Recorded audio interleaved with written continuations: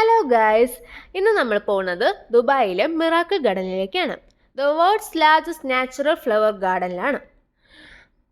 കയറുമ്പോൾ തന്നെ നമ്മൾ ആദ്യമായി കാണുന്നത് പുല്ലുകൊണ്ട് നിർമ്മിച്ച രണ്ട് വലിയ കുതിരകളെയാണ്.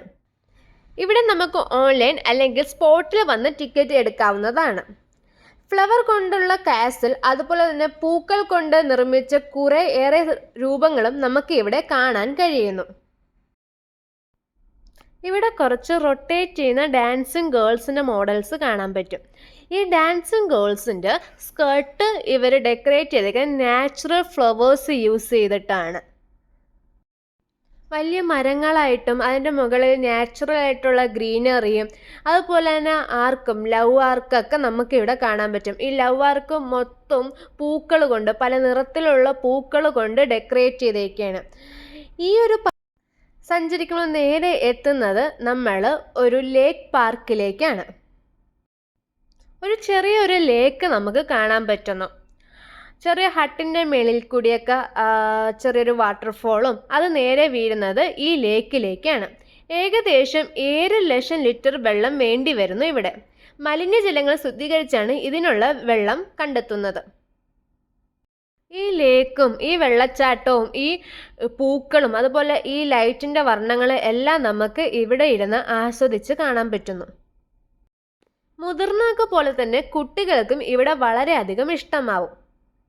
നമ്മൾ കാർട്ടൂണിൽ കാണുന്നത് പോലെ തന്നെ പല പല നിറത്തിലുള്ള ചെറിയ ചെറിയ ഹട്ടുകൾ, അതിൻ്റെ ഫ്രണ്ടിൽ നിൽക്കുന്ന കാർട്ടൂൺ ക്യാരക്ടേഴ്സ്, ഇതൊക്കെ കുട്ടികൾക്കും വളരെയധികം ഇഷ്ടമാവുന്ന കാഴ്ചകളാണ്.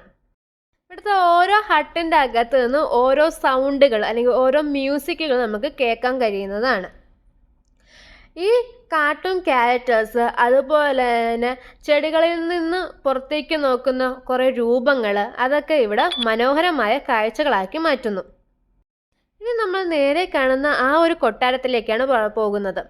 കുറേ സ്റ്റെപ്പുകൾ കയറി നമ്മൾ ആ കൊട്ടാരത്തിൻ്റെ മേളിൽ എത്തുമ്പോൾ മിറാക്കിൾ ഗാർഡൻ്റെ ഫുൾ വ്യൂ നമുക്ക് അവിടെ നിന്ന് കാണാൻ പറ്റുന്നു. ഈ കാണുന്ന എമിറേറ്റ്സ് ഫ്ലൈറ്റ് കണ്ടോ?